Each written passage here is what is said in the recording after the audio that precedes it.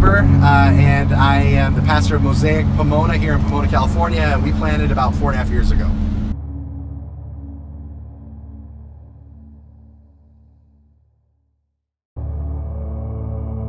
So when we first came here, our vision was just to fall in love with the city and make as many friends as we possibly could. And so that's what we did. We ate here, we slept here, we spent our money here, we partied here. All of that was what we're up to. And we got to know as many people as possible. Everyone from the mayor.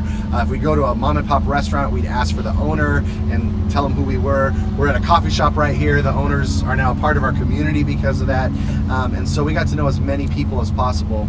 And with that, when changes were made, we were kind of brought into those conversations early, and we could get a sense of what God was doing in the city.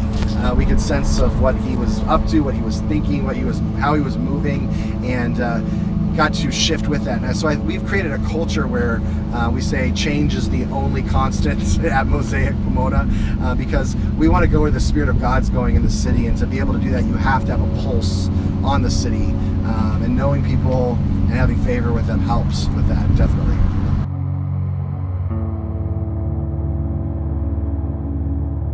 Specifically here in Pomona, I think, as the culture becomes more and more secularized, and even as people have preconceived notions of what the church is and what they're up to and what they're doing, I think that's the biggest thing, is overcoming the cultural stigma of what people think church is. So I think people assume that we're going to be fighting culture. People assume that we're not really interested in what's taking place in the city, the struggles of the city, the things that the city's looking forward to in the future.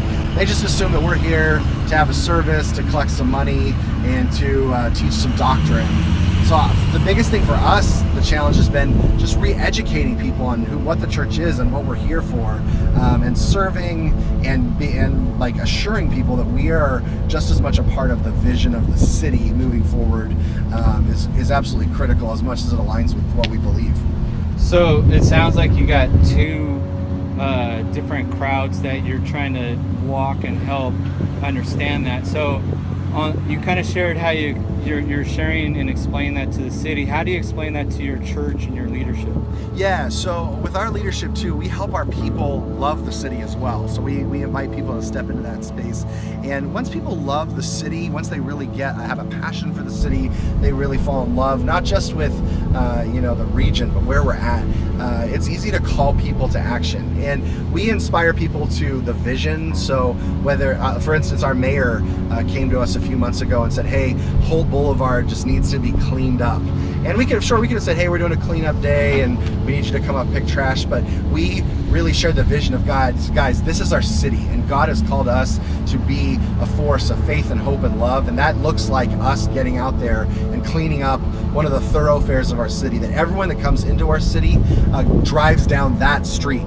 And so we get to be a part of not only making it spiritually clean, but physically clean, and creating like a gate into the city that when people step in, they see beauty. And so sharing the larger vision and how it connects to not only the city, but what God's doing is a great way to invite people into that space.